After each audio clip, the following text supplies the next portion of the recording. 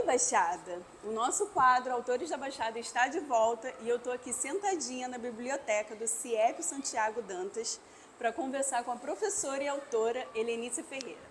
Só aqui em Duque de Caxias ela já deu aula em mais de 10 escolas e já escreveu mais de 20 livros. Bora conhecer essa prof?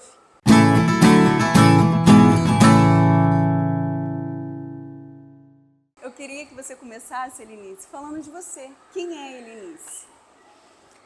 Cria da Baixada, nasci no 2º distrito e vim morar no 1º distrito quando contraí poliomielite. Eu sou sobrevivente da polio da década de 70. O meu pai era um poeta popular, ele era porteiro na Câmara Municipal, mas tocava acordeon e escrevia poesias. Porque o seu pai, o meu avô, também fazia repentes e escrevia poesias. Através dos textos do meu avô, eu soube até da obra da rodovia Washington Luiz. Então, a minha família está por aqui muito antes de mim. Eu estudei no Glorinha e depois no Instituto de Educação. Como profissional da educação, eu sou uma pessoa criada pelo CIEP. Eu sou do 2º Programa Especial de Educação, então sou apaixonada pelo centro integrado que ele representava. Hoje eu trabalho aqui no 405, mas ele já é municipalizado. De todo modo, dentro de mim existe uma professora que acredita naquele centro integrado. Então, eu sou uma pessoa de Duque de Caxias, de mãe duque caxiense, mas que pensa muito maior do que esse espaço, porque nós somos maiores do que nos dão no cotidiano. Acho que eu sou um pouco disso, sempre um pouco a mais, um pouco a menos, mas é isso. E essa vontade de escrever veio da licenciatura, apesar de você já ter sido criada, né, e crescido num ambiente cultural que já te inseriu no meio dos livros. Mas conta pra mim como é que foi assim, poxa, eu quero escrever também. O que me motivou a escrever foi talvez aquele desejo de ter um diário. Bem pequena eu já escrevia, então eu queria contar coisas. Depois eu quis que as coisas rimassem. E aí eu migrei de falar de mim para falar de qualquer coisa, de pardal, de borboleta. Isso pequena, menina ainda. Com 8 anos, por exemplo, eu lia redação no pátio da escola. Então é um acontecimento. Aos 8 anos, você fazer a leitura para um montão de outras pessoas te ouvirem, né? E acho que da família eu obtive o apoio. Era o elogio, era isso aí. Mesmo talvez sem grandes apostas, né, na formação de uma escritora, porque eu sou da classe pobre. Então, o que é um escritor? O escritor, ele vem das altas camadas, né? Talvez a minha família não se desse conta que naqueles pequenos gestos de apoio, elas estavam me alimentando, né? Toda a família estava me alimentando. Não foi da licenciatura, então eu já escrevo há mais tempo. Mas foi da contação de histórias. Teve o meio, o caminho teve a ver com escola, porque quando eu comecei no CIEP, em 1984, na vida passada, não é? Eu comecei num espaço chamado Desafio de Ler e Desafio de Pesquisar. Prazer em ler e desafio de pesquisar. E um dia eu me apaixonei por uma história chamada Os 3 Fios de Cabelo de Ouro do Diabo. A história tinha umas 8 páginas, eu tinha uma turma cheia de pimenta, e eu pensei, não vai dar certo a leitura aqui. Então eu li, decorei e comecei a contar. Nascia ali, na minha forma de dar aula, a contadora de histórias. A partir dali eu tive desejo de começar a reescrever algumas histórias. Em 2005 eu fui para o teatro, sob a direção do Edielio Mendonça e direção musical do Beto Caspari. 3 dos textos eram contos populares reescritos por mim. Então ali a escritora começou a ganhar um desenho mais formadinho. E um pouquinho antes disso, um amigo meu, Celso Sisto, que era escritor já desde 94, ele me disse, por que você não pega essas suas poesias e seus textos e organiza num projeto? Faz um projeto para virar livro.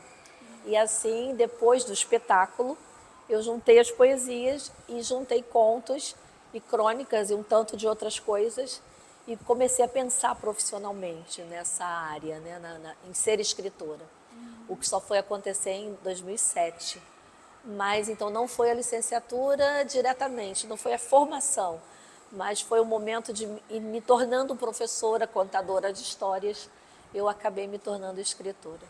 Então foi se construindo uma escritora na sala de aula, Sim. digamos assim, né? Contando histórias. E aí, qual foi o seu primeiro livro, assim, que você falou assim, caramba, Eu sou escritora de verdade, eu tô aqui publicando um livro e crianças vão ler, pessoas vão ler. Mexe com muitas emoções, né, a sua pergunta. Primeiro porque o Celso, esse meu amigo, faleceu tem 15 dias. Então, ontem a gente fez uma homenagem, porque ele completou 30 anos de carreira como escritor. Então, eu estou mexida e aí eu falo a minha memória como escritora perpassa por essa amizade. E a tua pergunta vai me levar também para a escola novamente. Porque quando o Celso me fala para fazer, para organizar, e ele até sugeriu um livro de poesias, eu apronto um livro chamado Poemar. Já que Duque de Caxias teve mar um dia, mas eu mesma nunca vi, vocês então nem tem sombra de chance de ver. Eu faço um livro com 32 poemas voltados ao mar, voltados para o mar, mas ele fica guardado num arquivo de computador. Em 2006, a minha terapeuta fala assim, olha, por que você não para de falar de escola e escreve? A menina sentou do meu lado e acabou que eu fui mesmo para casa e abri um arquivo chamado Cenas Comuns. Cenas que toda professora já viveu. Parecida, melhor, pior. E fui escrevendo os acontecimentos da minha vida como escritora. E no final desse ano eu pensei, será que o ano que vem eu publico? Por essa época eu desenvolvi um projeto de incentivo à leitura aqui em Caxias, o livro Arte e Companhia, e sou sócia do Instituto Histórico. Então eu conversei com Tânia Amaro, falei, Tânia, vocês não publicam poesia, mas eu estou muito afim de publicar um texto meu que na verdade reúne crônicas. Eu, não, vamos embora. Então em março de 2007 eu publico Cenas Comuns, foi o meu primeiro livro. De contos, aliás, de crônicas. Crônicas que falam da professora, falam da mulher educadora, falam da mãe solo, da criança órfã, eu mesma, não é? Então, quando o Cenas foi publicado, ainda era assim, eu estou me publicando, então, né? Só que o Cenas vendeu pra caramba e a minha família comprou muito, óbvio, mas muitas outras. E as escolas começaram a me convidar para conversar sobre isso. E aí foi o primeiro momento que eu senti, caramba, eu escrevo mesmo, né? As pessoas até estão pensando sobre os textos que eu criei. Depois, na sequência, foi o Poemar. E o Poemar, para mim, foi um elogio quando o meu amigo, que era um profissional dessa área, já disse, não, vai. Já era uma confiança que eu ganhei, né, no que eu podia escrever. E quando ele sai, o Poemar sai com fotografias de um pai, do pai de uma colega de trabalho, que se aposentou e foi ser fotógrafo. E fez imagens belíssimas de várias praias do Rio de Janeiro. Então o Poemar sai aquoso, ele sai cheio de mar, desse mar que Caxias não viu, não vê mais, mas que mora dentro de pessoas como eu, que sentem essa falta desse lugar que fica no imaginário de quem conhece a história de Duque de Caxias propriamente dita. E o Poemar ganha bastante chão. Quando em 2010 eu vou para uma editora, eu já estava assim, é isso, já dá para eu escrever. Escritora também é a minha profissão, já é mais uma. Você disse que você é mãe. É. Você é a pessoa da literatura dentro de casa. A sua filha é? É meu filho. Seu filho? Muito, mais do que eu.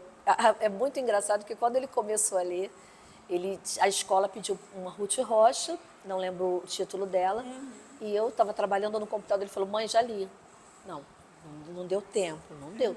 Li, mãe, eu li. Eu vou te contar o final. E me contou o final, eu fiquei surpresa, porque ele era novo, tinha 7, 8 anos. E, bom, com 8 ele já lia Harry Potter sozinho. Ele consegue ser um rapaz mais leitor. Hoje já é um homem adulto, tem 27 anos. Mas tem muita facilidade com línguas, então ele não lê só em português. Eu sou lusófona convicta, mas ele lê em outros idiomas e é alguém que tem uma paixão muito grande. Mas já que a gente é ouvido por várias pessoas, né? Como mãe, eu desde muito cedo, na barriga eu já cantava e lia, né? Mas nós tínhamos uma regra à noite, que não era uma regra obrigada, foi uma conquista de ambos. A gente escutava um CD, que ainda era CD, de MPB, e um livro para ler. E quando ele se tornou leitor, tinha noites que era ele que lia para mim. E eu dormia com a leitura dele, igual ele dormia com a minha leitura. Então, a música brasileira e a literatura, de um modo geral, elas estavam presentes na criação. Sim. Então, isso é importante, muito. né? Nos livros que você escreve hoje, você pensa em como eles vão ser lidos daqui a um tempo? Como seu filho vai estar mais velho e vai ler assim, caramba, minha mãe leu isso daqui, talvez eu estivesse ali tão próximo dela e vi ela lendo. Você pensa nisso? Na verdade, não penso. Quando eu estou escrevendo, porque o autor que eu gosto muito, que é o Bartolomeu Campos de Queiroz, uma vez fizeram uma pergunta parecida e ele disse: o dia que eu sentar na minha escrivaninha, pensando, hoje eu vou escrever para uma criança, eu já acabei com a minha literatura, porque acabou a liberdade da criação. Acho que eu sigo um pouquinho essa lógica, porque quando eu vou escrever, alguns livros até vêm com endereço. Tem dois engraçadíssimos, duas histórias que depois eu te conto. Mas quando eu estou escrevendo, eu não penso nesse leitor futuro, porque eu ainda estou escrevendo para a leitura criança que eu fui, entendeu? Hoje, por exemplo, eu estou trabalhando num texto que ia ser para a Fundação Oswaldo Cruz, mas não será, vai ficar pela editora Rebuliço, que é onde estão os meus livros hoje. Eu vou contar a história da sobrevivente da polio, mas não pode ser uma história triste, também não pode ser uma história professoral. Então eu começo dizendo, eu nunca tive os pés totalmente no chão.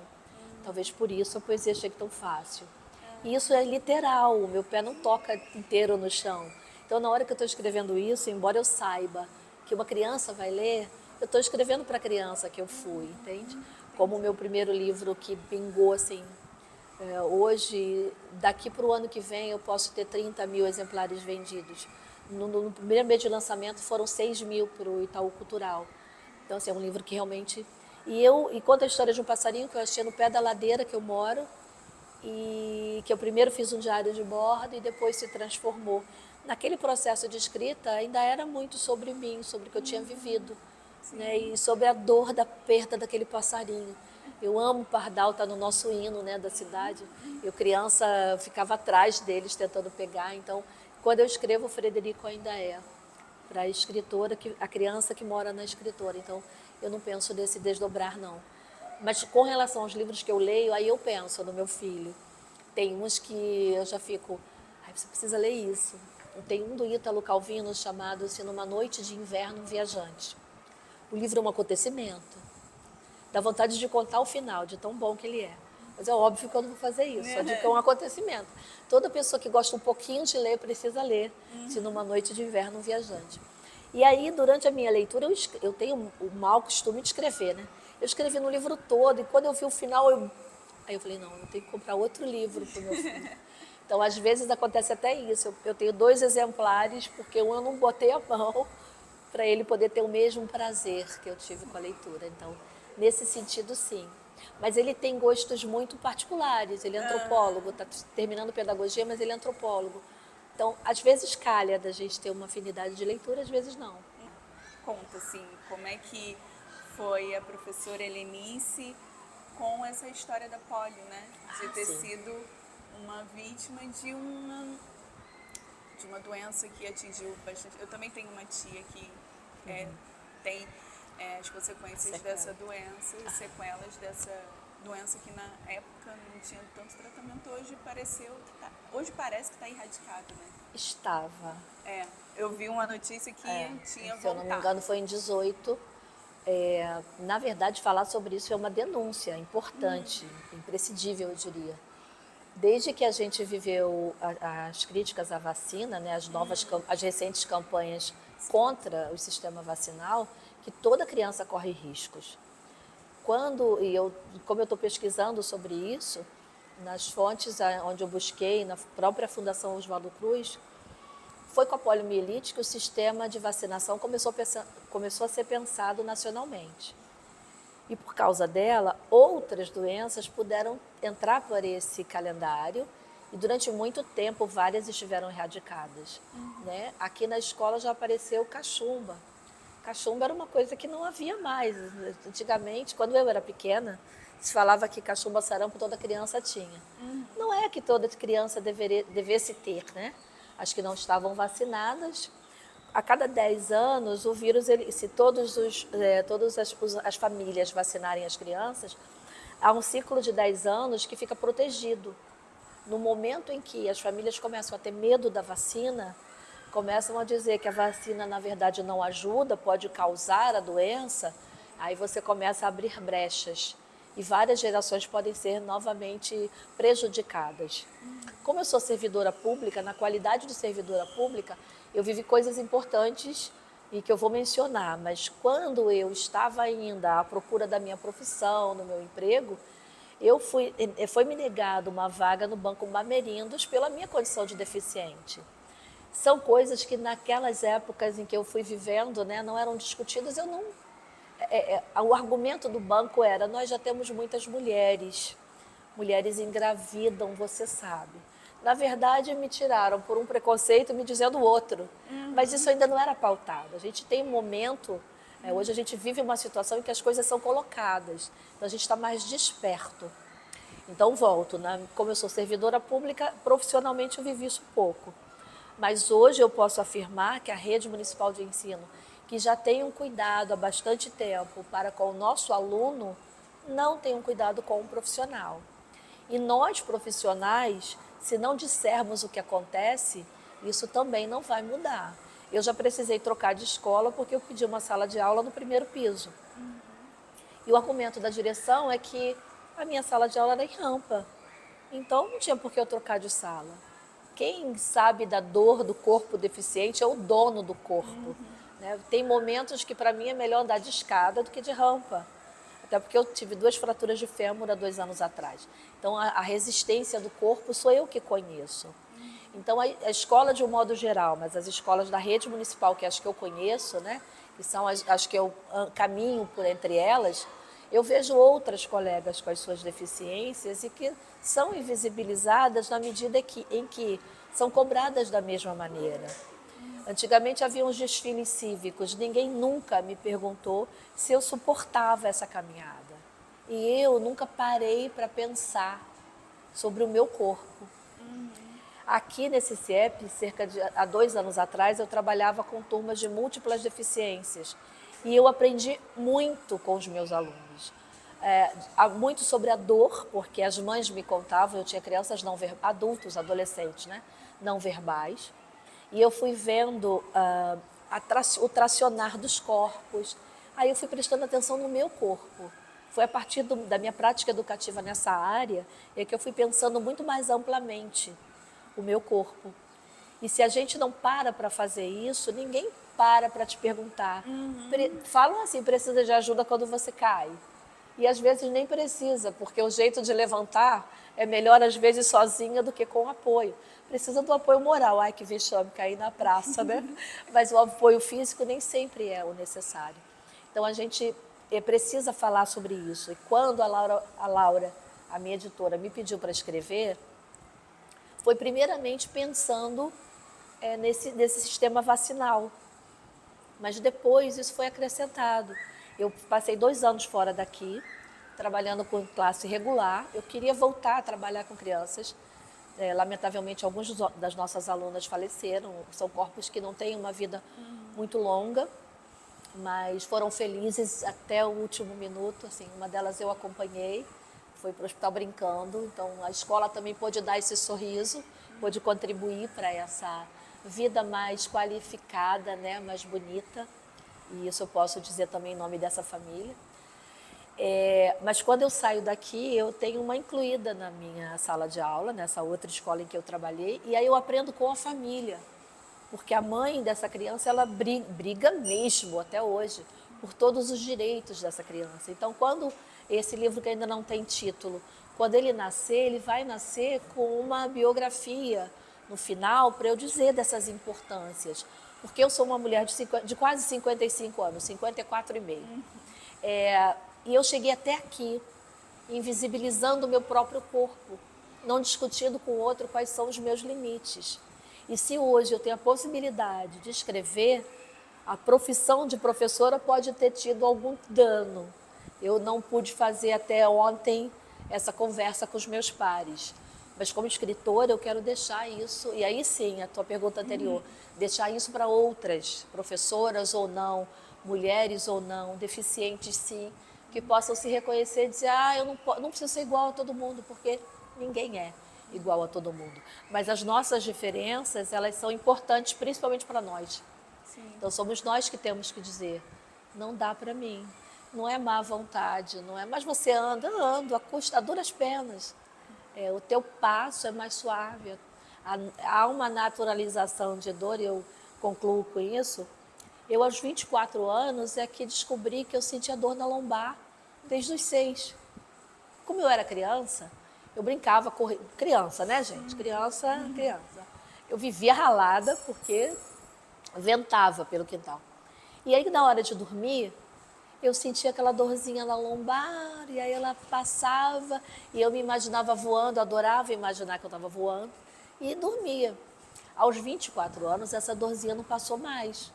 E aí eu fui ao ortopedista e perguntei, doutor, eu deito e não está mais relaxando a minha lombar. E ele me perguntou, como assim? Não, porque desde 6 anos que eu sinto, aí relaxa, eu durmo. Ele não era para você sentir isso.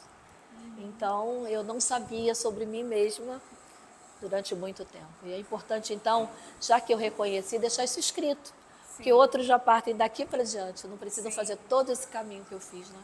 Olhando para você, conversando com você agora, eu não sinto que essa foi a sua maior dificuldade.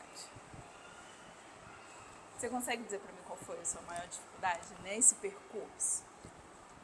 Como uma mulher professora, como uma mulher que tem uma sequela de uma doença e como uma mulher da Baixada Fluminense. Eu peguei um combo, né? Deus falou assim, vamos ver um bingo, a Helenice ganhou tudo. Brincadeira. Claro que existem outras dificuldades. Certo. Não dá para ser breve, mas eu vou tentar fazer Sim. um resumão aí. Eu não tenho a pele preta. Eu fui muito pobre, mas eu fui pobre branca. Isso já é um facilitador. Eu só fui descobrir que os meus vizinhos, eles tinham melhor condição do que eu quando a gente precisou pedir fiado. Porque eles não precisavam.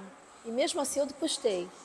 Mas quando a gente entrava no mercado sem dinheiro, eram eles que eram perseguidos. Sim. Então foi o primeiro impacto que o racismo provocou na minha vida. Foi um impacto óbvio. Eu estou na ponta que tem a facilidade. Eu vi, caramba, só porque eu sou branca, gente, eles são menos pobres do que eu. Então eu tive essa facilidade de ser uma mulher branca. Como deficiente, eu já narrei que emprego, né, no banco eu não podia. E aí tem duas coisas, além de deficiente, tem uma estética muito necessária. Eu já não precisava nem falar que a minha roupa já não era uma roupa que o banco curte. Então, ser da Baixada, ser de uma classe que não é abastada, ela já também começa a te restringir. Ali não tinha pele branca que me safasse. Eu não tinha grana para me vestir como bancária. Aí quando eu vou, fico em pé e ando, deficiente. Como escritora, não sei se porque eu fui contar histórias, ou se porque eu não pensava esse corpo, eu não via diferença nenhuma. No âmbito da contação de histórias, eu começo, como eu já falei, dentro de um CIEP, e a diretora falava, olha, lá na UERJ, eu fiz filosofia na UERJ. Lá na UERJ tem um grupo, procura esse grupo para você poder se enturmar com contação de histórias, já que você gosta. Eu sempre saía atrasada do CIEP, porque eu ficava com as crianças até o último minuto, e chegava atrasada, então não podia procurar grupo nenhum. Mas quando eu tive o meu filho, eu parei para pensar que eu queria contar outras histórias. E aí, com o bebê no colo, eu pensei, gente, eu não lembro nem quem escreveu Pinóquio. E calhou de, no mesmo período, um grupo Morandubetá, do qual fazem parte Celso, Eliana Yunes, Benita Prieto e Lúcia Fidalgo. Eliana é da Cátedra de Leitura da PUC-Rio. Benita e Lúcia vieram fazer uma oficina aqui. Eu falei, já quero, não sei nem o que é, mas eu já quero. E a partir dali, eu conheci simpósios internacionais, e aí você quer descobrir como é que um conta, como é que o outro conta, aí conhece Gregório, conhece José Mauro Brandt, conhece Bia Bedran, e aí vai conhecendo. E ali eu já não sabia corpo, baixada, dinheiro, todo mundo era igual. Primeiro porque a arte dá essa liberdade, né? Viva a arte. Viva a arte. A pandemia mostrou isso pra gente, mas a gente precisa o tempo inteiro reiterar. Somos todos iguais, né? e no colorido, e no jeito estapafúrdio, e exagerado, e às vezes tímido. Então, como contadora de histórias, eu me expandi muito, né? E nesse período eu já escrevia bastante, mas eu ainda não publicava. Inclusive, o Celso foi quem me orientou nisso, mas tem duas mulheres muito importantes nessa trajetória da escritora, a Bia Bedran e a Rosiana Murray. As duas leram e disseram, a Rose falou assim, tem talento aí. E a Bia me devolveu logo com o endereço da editora dela, não, manda para ela, vai ver. E quando eu, então, penso em publicar, eu primeiro faço autopublicação, porque eu sei da fila. Isso também na contação de histórias eu fui observando. Dentro da arte tem os seus nichos, né? Então, por exemplo, a Bia, musicoterapeuta, é a educadora musical da criançada, em escola principalmente. Então, é uma coisa ser da música, a outra é ser da área de contação de histórias. Se você quer migrar também, se você quer também ser escritor, então você tem que abrir um espaço. E quando eu publiquei os meus primeiros livros, eu não estava a fim de abrir espaço. Mas foi num trabalho para falar de leitura, de contação de histórias e de poesia em Portugal, na cidade do Porto, que eu conheço um ilustrador que é angolano, mas que também não, eu não moro, eu moro em Caxias, ele mora no Porto. E aí o Luiz ilustra o Negrinho do Pastoreio, que eu vou mostrar para vocês porque ele não sabia dessa lenda. Então ele achou que era um conto autoral. Eu falei, não, é uma lenda gaúcha, aqui no Brasil se conta, ele volta. É que essa impressão está estourada. Mas essa imagem ainda assim é belíssima.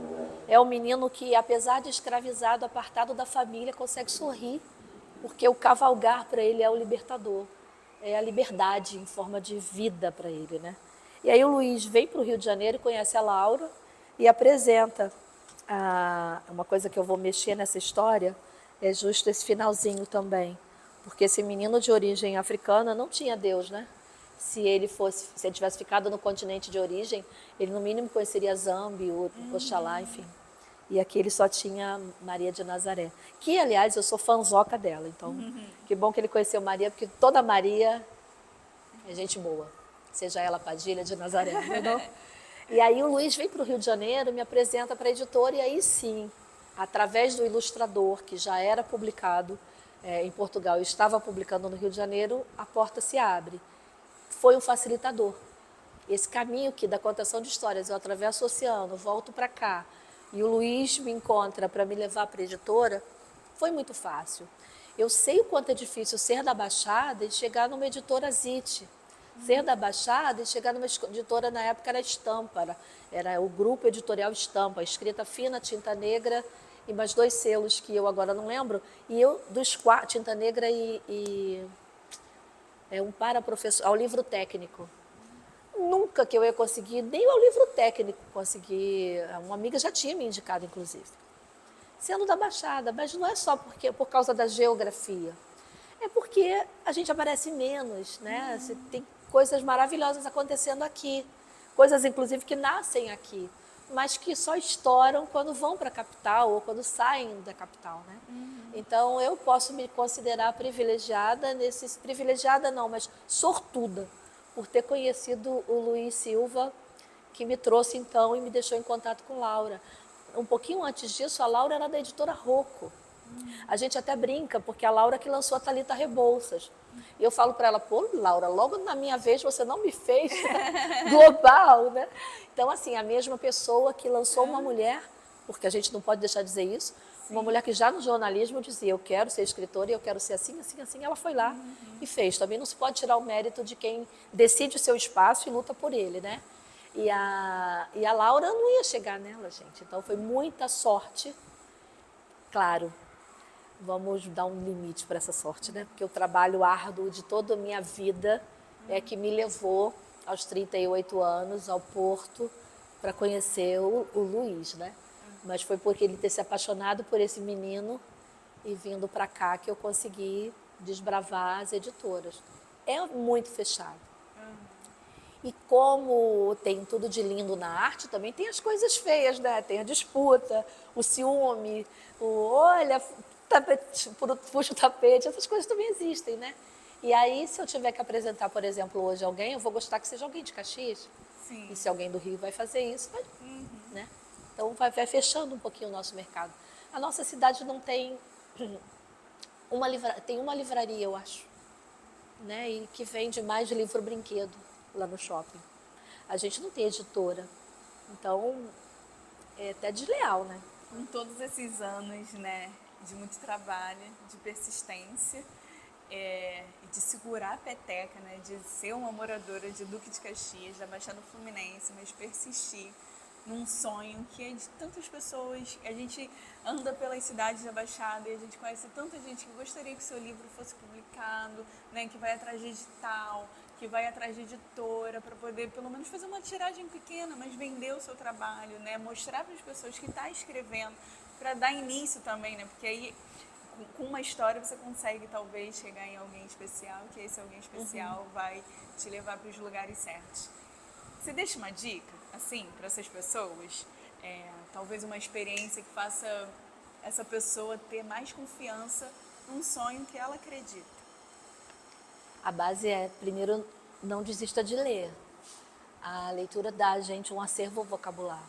Principalmente aqueles mais difíceis, aqueles autores tipo Machado, os detalhistas tipo José de Alencar, mas que vão te dar palavras que estão lá guardadas em gavetas há séculos.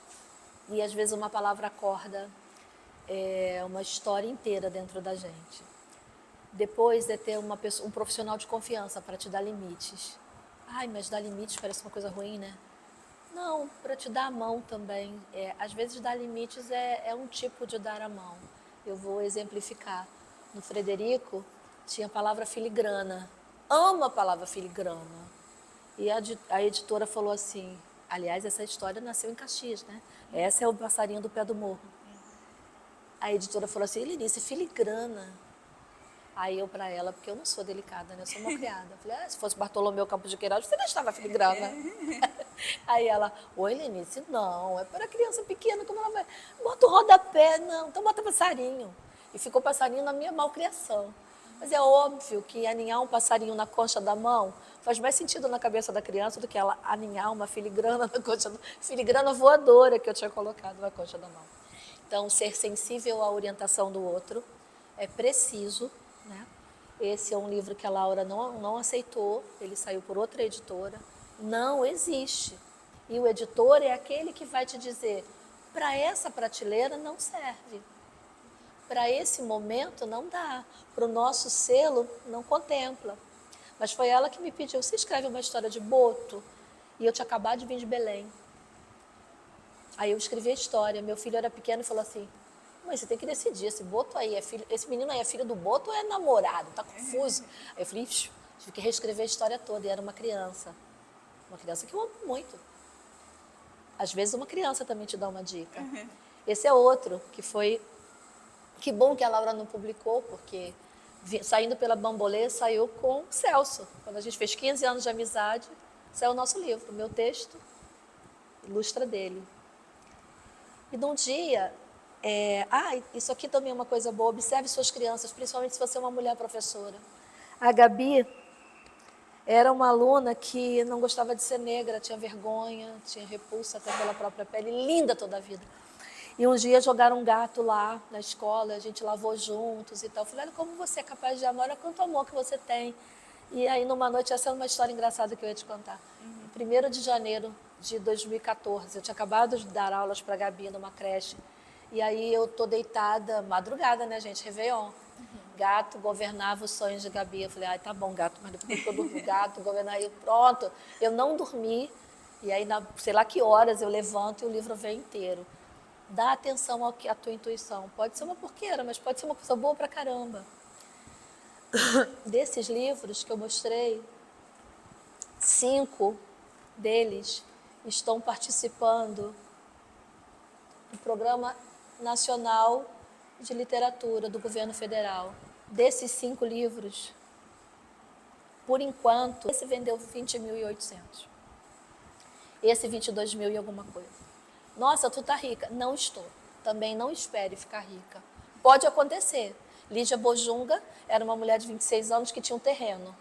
E hoje ela Não tem nem mais dela, porque ela já até passou adiante para a fundação, ganhou um prêmio que ela me disse a todos, né, que ela não sabia nem o que fazer com tanto dinheiro. Mas não são todos que têm um bingo desse, né? Mas nada me tira a alegria de saber que o meu livro é lido no Amapá, onde eu nunca pisei.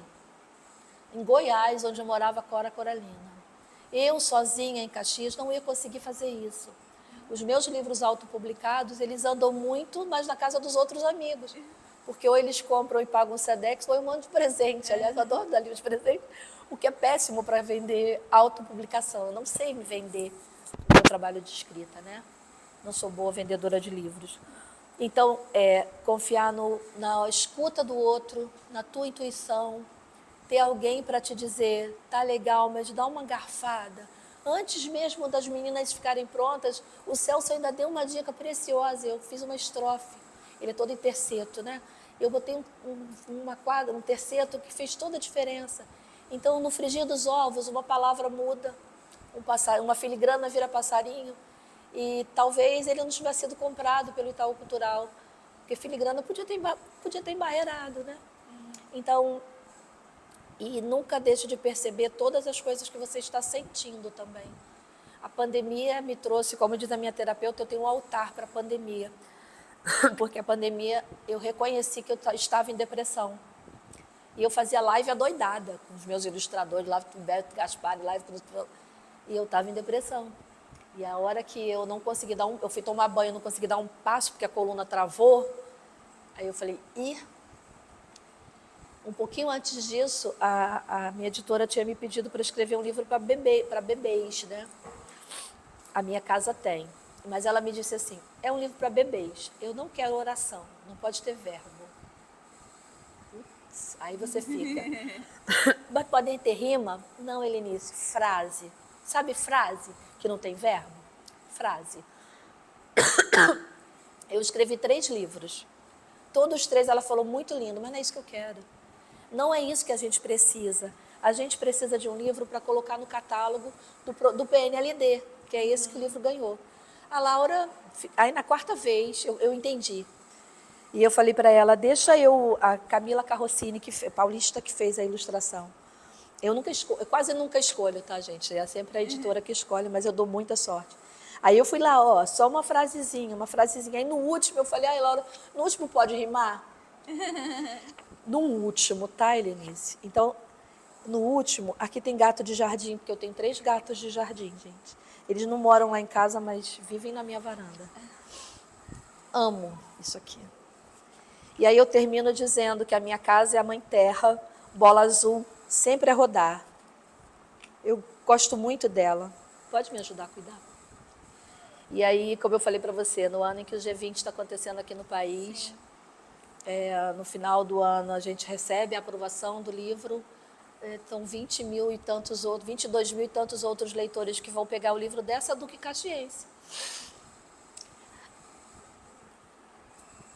que estava em depressão, mas que conseguiu escrever. Porque a depressão e a ansiedade, elas são sentimentos, e a gente precisa validar todos eles. Principalmente o da raiva. A raiva também é ótimo, tá, gente? Escrever com raiva. Termina com bofe e vai escrever, vai sair cada coisa ótima. E também não se punir, não serviu aquele, vamos tentar, vamos continuar. A emoção tá traindo, ou então tá pesado demais, guarda. Vários textos meus de poesia, várias poesias, guardadas por essa hora de raiva, saíram num livro de poesias eróticas, uma coleção escrita por mulheres de poesias eróticas. O meu filho disse que o meu erotismo é de jardim de infância, e eu preferi não ter essa conversa com ele. Mas eu botei a emoção para fora. Então, assim, né, acreditar em si, não achar que você não é boa só porque você não conseguiu. Poxa, mas a Helenice é a Helenice. Em compensação, eu tive que lidar com um corpo travado aí, daqui para diante. Cada um de nós tem uma dificuldade grande, uma mais ou menos, e uma possibilidade de sorte. Então eu vou vivendo, contando com essa possibilidade de sorte. Já pensei em mudar de Caxias? Recentemente, porque eu conheci cidades do interior de São Paulo e eu nunca imaginei que eu fosse gostar de São Paulo. Fora isso, nunca. E a própria Lígia Bojunga, porque eu trabalhei um tempo na fundação, Eu pedi para sair porque eu não queria tomar conta daquilo, era muita coisa para minha cabeça. Falei, depois você morre, como se ela não fosse, né? Um dia ela vai morrer. Não quis ficar com essa tarefa. Mas ela mesma me disse, por que você tem que sair de Caxias? Porque às vezes implicam comigo. Muitas vezes eu cheguei em atividades no Copacabana, no Leblon, e as pessoas perguntavam, como é que você volta? Hoje eu diria, pode flu. Conhece não? Do Harry Potter, eu jogo para o alto e saio na minha cozinha. Hoje, naquela época eu ficava constrangida. Sim. Mas ali já dizia, Manuel de Barros, o poeta por excelência, nunca saiu da casinha dele. Claro que ele viajou o mundo, mas foi ali que ele construiu muita coisa. Então, não se diminuam por serem da Baixada. A Baixada só é baixa do nome, porque a gente é top, muito top. Chegamos ao fim a mais uma entrevista. A gente conversou com a professora Helenice Ferreira, aqui de Duque de Caxias, e eu pedi ela para deixar uma mensagem para gente, pra gente Baixada, pra gente Duque de Caxias e pra gente Rio de Janeiro, escritores que amam a leitura. Nunca desistir, nem de ler, nem de escrever. A gente às vezes publica, às vezes não. Mas sabe aquela música Futuros Amantes, de Chico Buarque?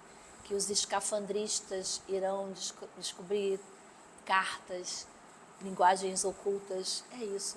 Deixa escrito a tua memória. Se você publicar, ótimo, deixa isso no Instituto Histórico, se for aqui de Duque de Caxias. Deixa com alguém, não deixa esvair a tua imagem, a tua presença através da tua palavra. Se você quer isso para a sua vida, isso já é a sua vida. E se é a sua vida, não abre mão. Vamos em frente, porque se deixar um rastro, alguém te descobre. Se você não tentar,